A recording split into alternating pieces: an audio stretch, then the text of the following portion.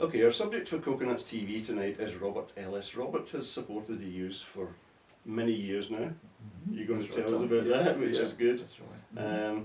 And I'm sure you'll tell us some of your experiences as a steward in the main stand and that's right. various places. Tell us about how you started following United.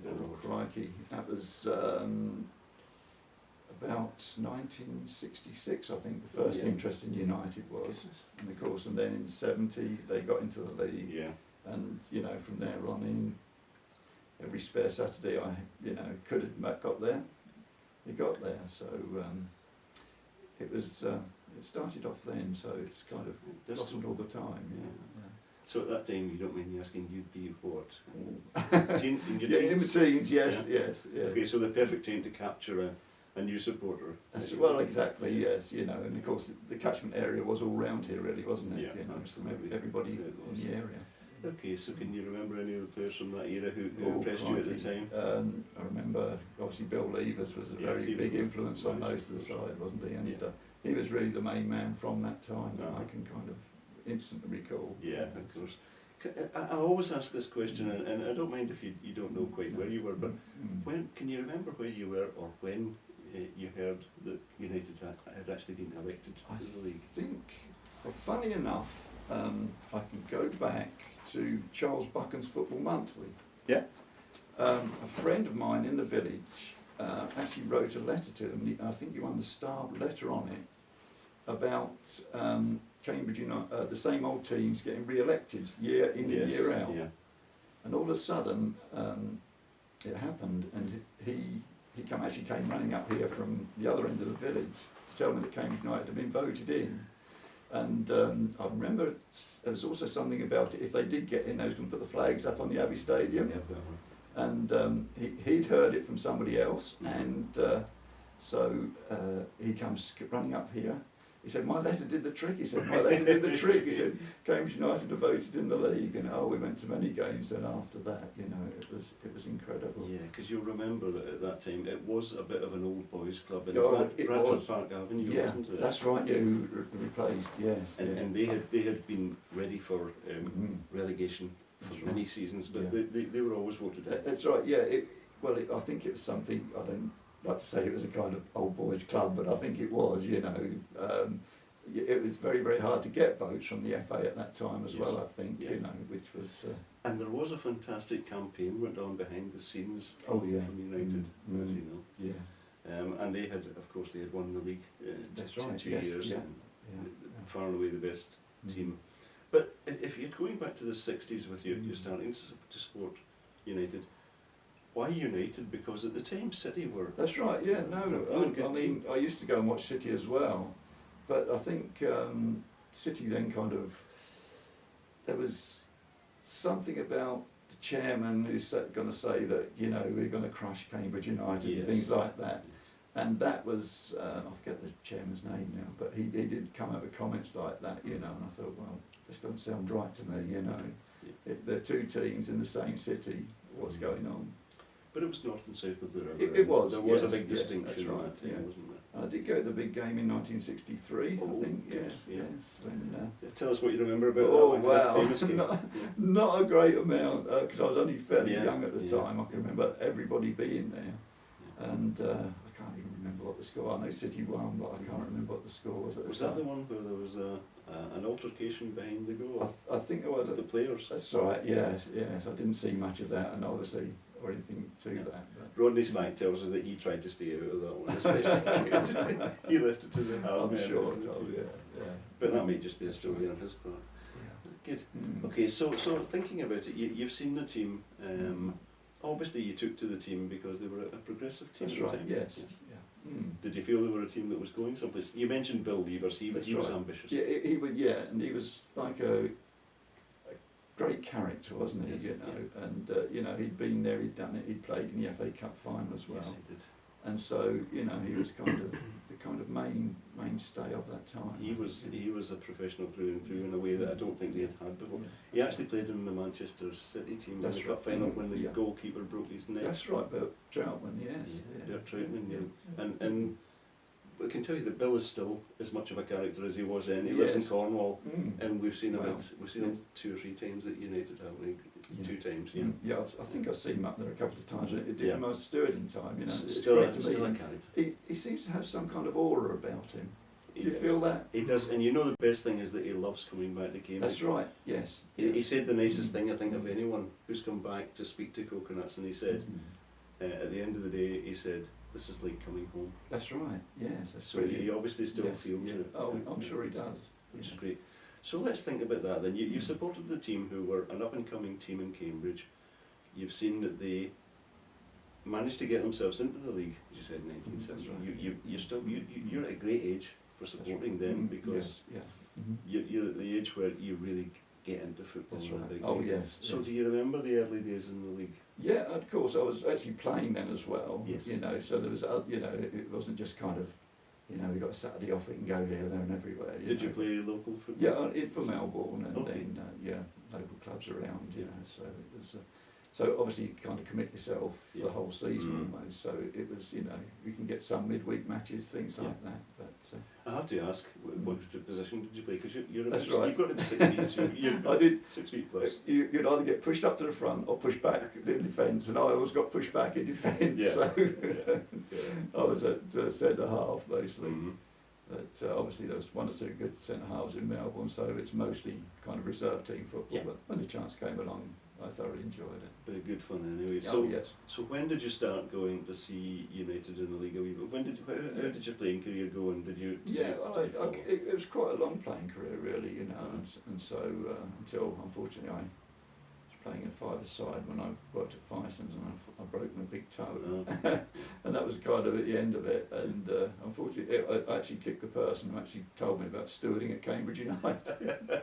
So I broke my big toe with him there, you know. So Okay. it was a 5-a-side tournament, and then I started really didn't get 100% involved until I really started stewarding, you know, Uh-huh. and came up to do the stewarding. In Okay, so how did that come about then? You said you knew That's someone. right. Yeah, I knew Ian Millard. He was a steward there already with his brother and his father, and we'd been talking about it for some time. He said, "Well, come and see if you like it."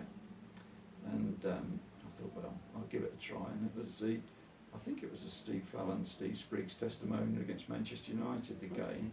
And that time, he said, "Well, you won't get paid for it." He says, "Because it's a testimonial." I said, "Well, I don't mind. I'll come and see it and see Yeah. how I like it." And I came up, enjoyed it, and you know, it was just such a thrill, and so I was kind of hooked then, and I And it's- carried on from there. And it must have been nice to go from being a supporter That's sort of right. on the Yeah, outside that's watching. right. It is, yes. It's completely different, you Uh-huh. know. The kind of family behind the scene was absolutely incredible. It really was. You know, you couldn't believe it. It is just a family behind the scene. And you would start to get to know some of the players, certainly That's to right. say hello to. Oh yeah, and that's yeah. Mm. So it's wonderful when it's your That's heroes. right. Yeah, And yeah. That's you right. see them as people. Yeah, yeah. That's right. Yeah. Some characters at that. Exactly. early days. Oh well, yeah. I mean, David Crown was there, then Yeah. scoring all the goals. And, Mhm. you know, it's. So who was the manager at that time? then? Well, the first manager was Ken Sciletto. Yeah, Yeah. he was there. He was ex-Chelsea. Yes. He didn't really come across as a great character. I thought he maybe aloof a little bit, you know. Yeah. But I think that may be because he'd been. I don't know if you thought yourself a little bit too good for that or something, but. Well, Yeah. interesting. The results didn't That's bear that right. out No, necessarily. exactly. And it wasn't too long before he was changed. That's right. No, that's right. Yeah, and then of course Chris come in, didn't he? Oh, of Yeah, course. yeah. Oh, that was. He was. It seemed to change the whole club quickly when Chris came because the atmosphere changed. Yes. You know, Chris has put his own character on it, and, So in what way did it change? Did it become? it was a lot more friendlier. Okay. You know, a lot more people kind of talk to you and things like that. And, you know, him and his wife Lynn, they were both a lovely couple, Yeah. really lovely people. And you know, the whole thing changed. People, it just seemed so happy all of a sudden. You know, from being kind of deadly serious, and you know, it really was a big mood change.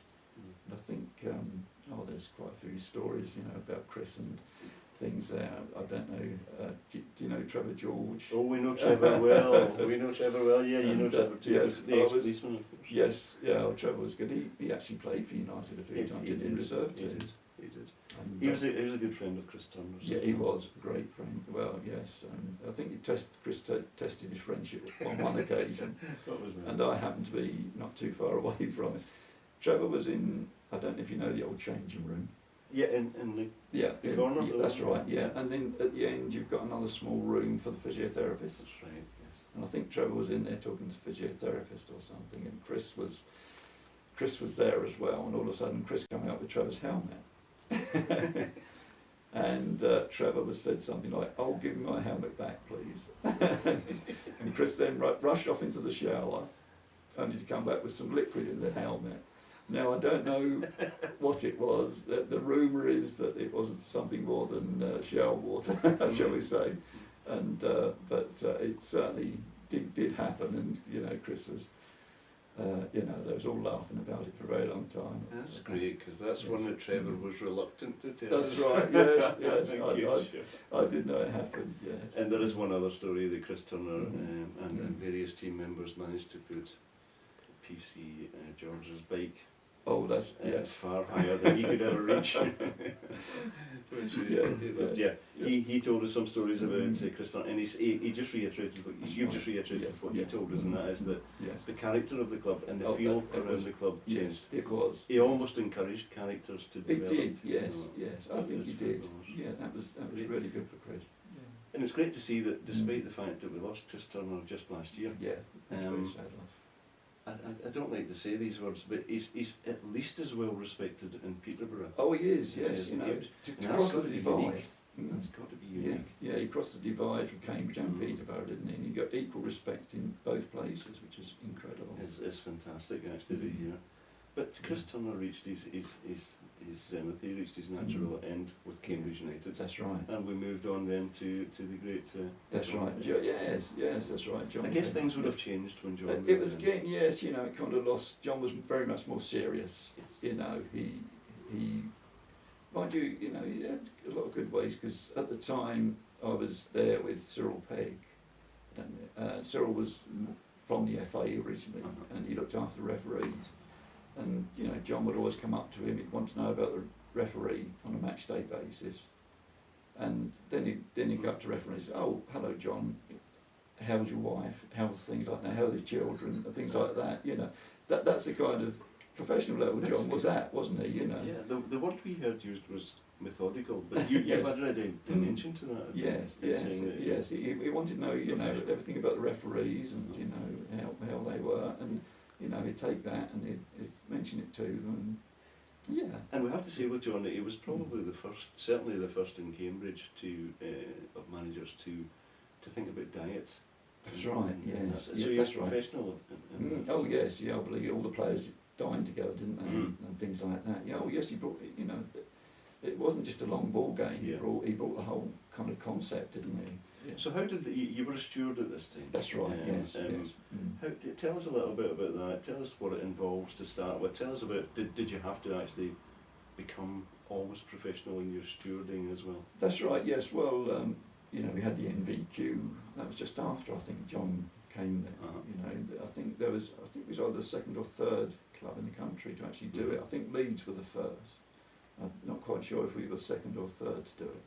And you know, it's just a matter of all the stewards getting together, learning basic first aid, and then knowing how to evacuate and things like that, and knowing what to look for. And of course, we around that time, of course, there was a lot of IRA activity and alarms, and we did actually have a bomb alarm at the Abbey Stadium. I think the ground was cleared within 2 minutes. Now, for an old stadium, that's impressive. That is incredible, yes. Yeah. You would expect that in a Wembley or... Exactly, yes, no, but you know, certainly people went either outside or on the pitch, and everybody knew what they was doing, and you know, it was very, very impressive. So I'm getting the idea then there was a further level of professionalism coming through the club. Yes, I think there was, yes. So at all levels, yes, not just yes, at the... That's right, yeah. And of course that coincided with glory days.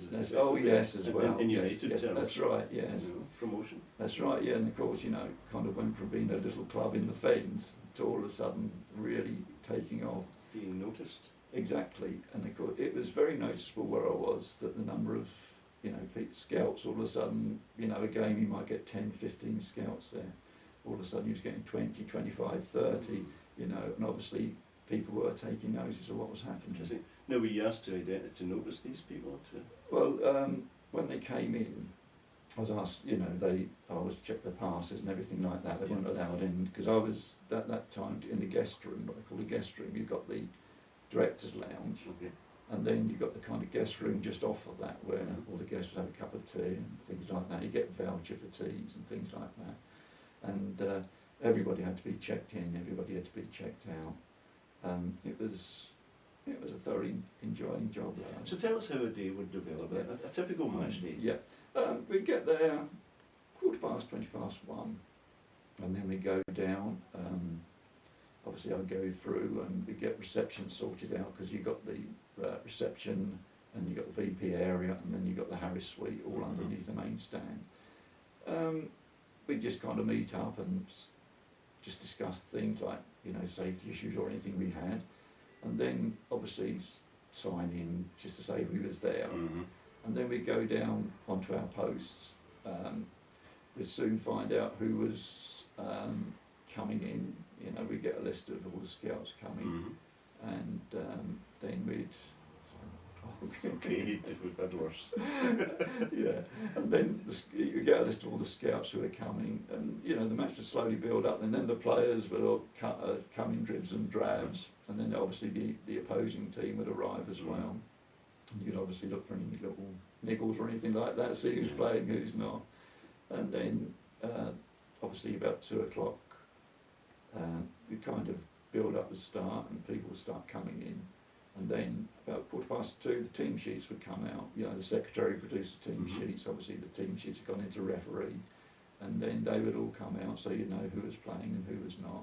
And then, of course, all the guests would start arriving, and then it would start building up, and you'd have a seating plan, who was seated where, and then obviously from there on in, it got busy. People would come in, have a cup of tea, watch the television, and from then, obviously the match would start. The people would get seated. The buzzer would go when the players come out. They press a buzzer, and that would mean that everybody went to their seats then. And then we just took it from there, and of course then the match would start, and then we just clear up a bit, take up all the cups, do the washing up, and just give a hand. Then obviously we'd watch the game until about 5 minutes before half time, and we come down again on our post, make sure everybody got the right passes for half time.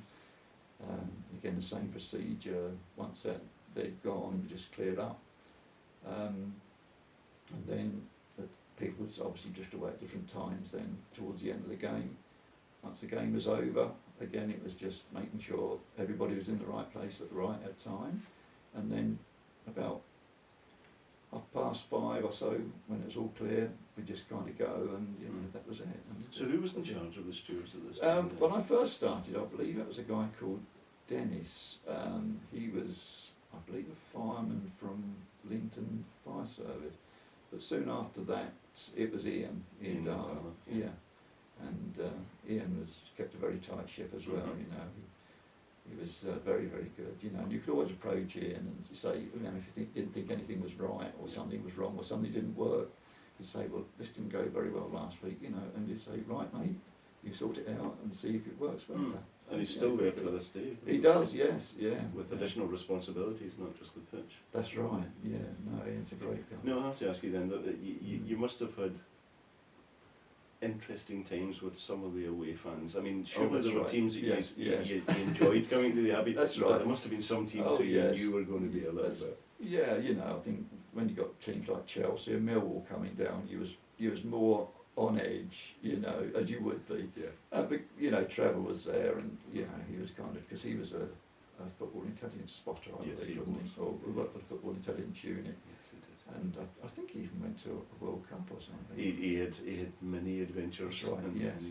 You know, so you know what if you know, obviously he wouldn't be there the whole time, but if he said, you know, we're looking out for some. So, but yeah, so you know, some games, obviously the local derby was very busy, and you know, when they came around, and but generally people in, you know, home supporters are very, very well behaved. You know, they seem to, you know, respect what was going on. Were you a steward at the times when there were still fences there, or had they been taken down by I that think time? the fences had been taken down then. After So the that's Bradford. right. Yes.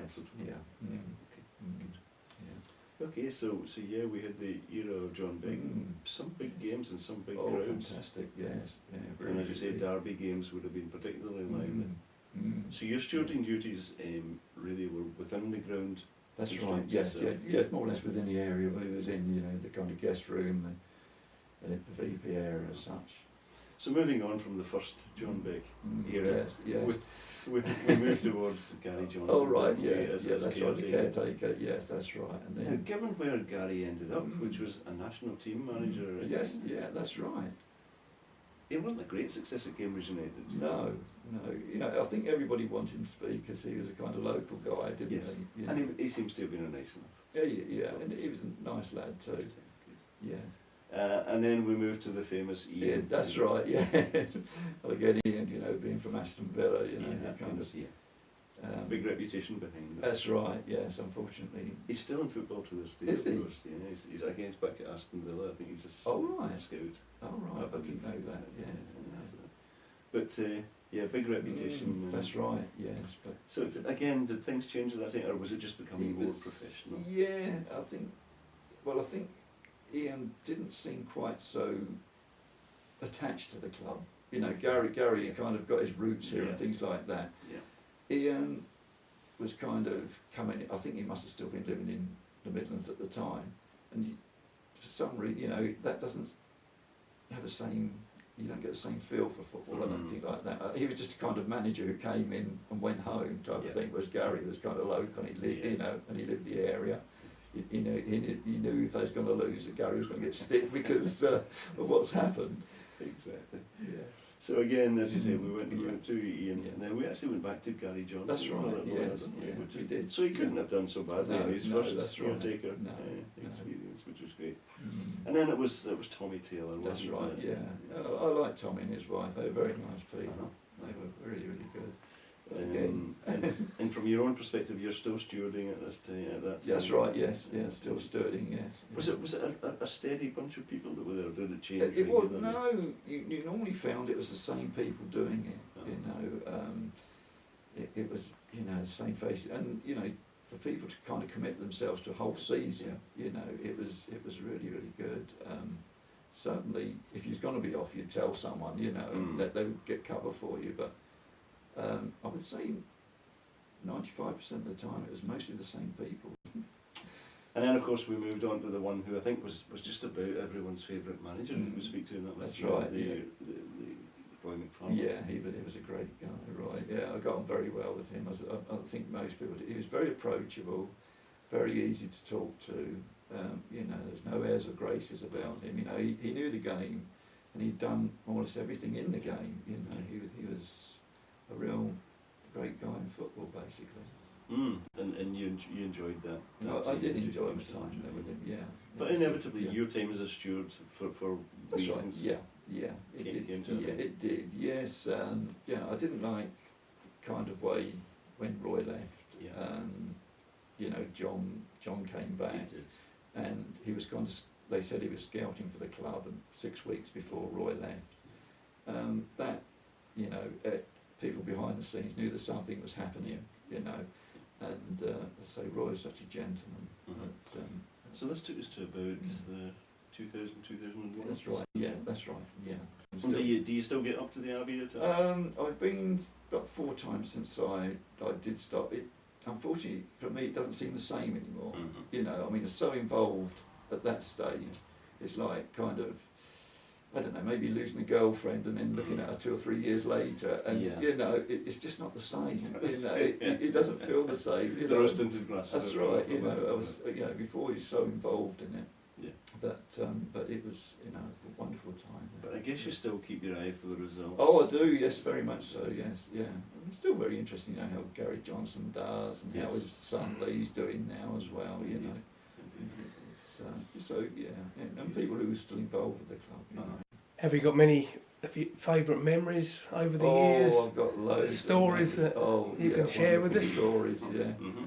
I think we'll go back. We've mentioned Trevor's bike, Trevor George's bike once. And I've got another little story about that. Unfortunately, I've got a little jab in the ribs for it from Trevor. But one day he was, it must have been a Wednesday night, and we was at the game, and we must have had another game on the Saturday, because Trevor came up and says, cool, he said, on Wednesday night, he said, I got a lift back with the chief constable, or whoever was the chief guy there, back to the station. And Trevor said, you know, he said, I got there, he said, I got back to my bike, he said, I signed out, he said, I got back, and I got a flat tyre, he said, and I had to walk all the way back to Yarnbury. Unfortunately, without thinking, I said, "Cool, you must have been scared then." and that's when I got a little short jab in the ribs from Trevor. But that was the kind of relationship we had, you know. It was really, really good. And there's so many stories. You know, there's lots. I don't know if Liz Swan is still there, or do you know Liz? And she was marvellous too. And of course, she's also a fellow Tottenham supporter like myself. And we heard that George Graham was coming up, you know, that's when he was manager at Tottenham. And they said, well, where's he sitting then? I said, well, what do you know that? And I got the sheet out and showed him where he was sitting. She only went up there and cleaned his chair while he was going to sit on before he sat down. I hope you recognise that. That's right, yes, yeah. And of course, Glad and Charlie Phillips, they were absolutely marvellous. You know, they were stalwarts of the club, basically. So behind the scenes, I mean, there must be some players who, you know, as characters stand out in your mind. That's right. Yeah. Ian Ashby was a great character. He really was good. Yeah, you know, he really liked to joke as well. And you know, once. Do you remember the Taylor Dublin partnership? That's right. Oh, wasn't that brilliant? Yes, yeah. It was really, really good. You know, I mean, I remember. Louise, Dion's wife, used to sit up there sometimes midweek games and watch the sunset go over the Having. It was more exciting than the football on the pitch, but I suppose maybe you shouldn't say that. But, you know, but it, you know, that was just the kind of nature of the beast sometimes. But it really was good, you know, and the players, you know, different players, different individuals. Of course, when we won promotion, I think it was '91 when I actually got invited to the civic reception at the Corn Exchange. I knew one of the local councillors. I remember John leading the singing of American Pie. And he sat, because at that time it was a courthouse as well, so he sat in the kind of magistrate's chair, and he got the players around singing American Pie, you know. Oh dear, oh dear. Yeah, I think was that the season we won the third division title in the last. That's year? right. Yes, yeah, and then they didn't present the trophy because that was too late or something. They weren't quite sure where it was going. People like Gary Clayton, he was a character. Oh yes, he was good, Gary. Yeah, crikey, yeah, we're going back sometime. Yeah, they really was. You know, they was just so good. I remember once Ian Ashby was in there and Charlie Phillips was in there as well, and there was a guy with white hair on the television. I kept saying to him, "Look at him, Charlie, that's Ken Bates of Chelsea." He said, "Oh, that's old Ken Bates." And he was telling everybody who it was, and of course it wasn't him at all. Really. And Ash absolutely loved that. And mind you, I did get caught once or twice. When you go in there, there was something on Soccer AM Saturday. It's about a trick that they play on people when you lift your back leg up when they say, "What's that on your shoe?" And of course I went in the players there and they all sat around quite solemn. I think I'd just taken the mascot down or something to give to Charlie because he used to look after the mascot. And one of the players said, "Oh Rob, what's that on your shoe?" And of course I turned around and of course they all said, "Hello sailor," didn't they? That's the thing they did. Oh. And you know, it was absolutely fantastic like that. It really was good. You know, so many great people there. Well, I'll tell you what, Robert, we told you this would fly past, and Mm. that's been roughly 45 minutes. Wow, crikey. We've enjoyed it. I think it's been Yeah, a good very interview, good isn't it? stuff. Very relaxed. And thank you Yeah, very that's much. lovely. You've That's been great pleasure. stuff, Tom. No, it's my pleasure. Thanks very much. Yeah, Thank no, you. you're more than welcome. No, I thoroughly Joe enjoyed said it. he was probably the biggest character we've ever That's right. Yeah. And he told us the George Best stories, which were great.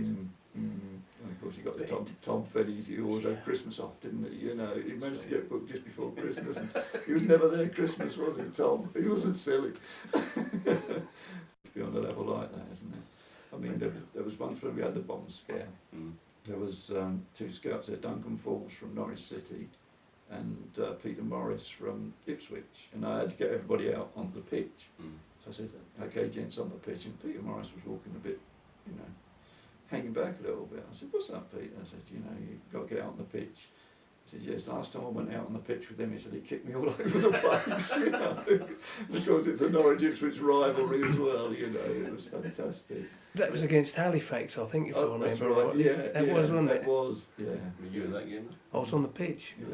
Yeah, I one of the people went out onto the pitch. I was in I've the only been on stand. the pitch twice. One was when we won the third division in the That's last right, game of the yeah. season, Mm. and the other one was it Stevenage we beat in this to get to Wembley. Yeah, Oh, right. We Yeah. was Yeah. sort of 3-0 down, 4-3 something like Yeah. that at the end. That was I think that's the only two times I can ever remember being on the pitch. It would be the last game of the season usually. yeah. I was surprised how little grass there was when you actually got up close to it. Well, you know, it's they carpet. cut it early, yeah, they cut it every... Yeah. Well, apart from when John was there, of course, and then He used didn't to, want the grass. No. He used to train on there to make sure it all wore away. That's right, yeah, except in the corners. Where the, Yeah. You know, we've We have in our possession, not here, but in Coconuts, a letter which is to Ian Darner, and it says, this is to certify that Ian is not responsible for the pitch, it is responsible for the manager, and any blame That's comes right. to the manager Yeah. rather than Yeah. to Ian. Yeah, because they had some advertising boards, didn't they? Yes. For Quality. With quality. That's right. Yes, that's it. You can go aim for that all the time. Yeah, in the corners. Yeah. We interviewed Ian Darner, and he said to us, I said, how did you get on with the criticism you got from Louis van Gaal? And he said, you know the difference between Louis van Gaal and me this season is that I'm likely to win something. That's right. And he did, he won Groundsman of the That's season. right. Yeah. Of course, with John as well, he introduced the ice showers and things like that, didn't he? You know, Yeah. they're almost standard practice now, aren't they? You know, Yeah. ice bath. Yeah. But- yeah. He used to give the opponents the balls at the flat. That's right, yeah. Things yeah, like that, that's didn't he? right, yeah, Yes, yeah. yes. Well, he used to kind of make the away dressing room kind of, he used to have newspapers in there, and probably the heating would be up a little bit more as well, you know, just Yeah. trying to make them relax, just that, you know. Just a touch. Oh, there's so much going on. you Yeah. know, it's brilliant. But I'll tell you, given the criticism that so many of John Beck's team took from, in particular, Glenn Hoddle, I have to say. Yeah, yeah. And then he becomes the England manager and he That's picks Ian Dublin. That's right, yeah, of course, yes. And how many of them actually went on to play Premiership? Mm. And there was quite a That's few, wasn't there? There was Kimball, Vaughan played. Yeah. There was quite a few. Trevor Benjamin. Yeah. Benjamin, a million and I know, a million yeah. or something. Fortune. Incredible. There's been some money passed across. Yes. And of course the Manchester United game just last year actually. That's right, yes. £1 million for a replay. If Josh Coachman had scored that goal and they had won 1-0, Yes. they wouldn't have made that money for the Exactly, yes. They're better off missing. Mm. Anyway, but never mind, that's been good. Because given that this always happens to us, that given that we don't actually know each other, That's right, yeah. because we've got something in common to talk about, you do Exactly. forget that things. Oh, you do, yes, yes. Because you've got Very your much so. stories to tell. Mm. It's good. Yeah, that's great. Brilliant, we've enjoyed it. Lovely, so have I. Yeah.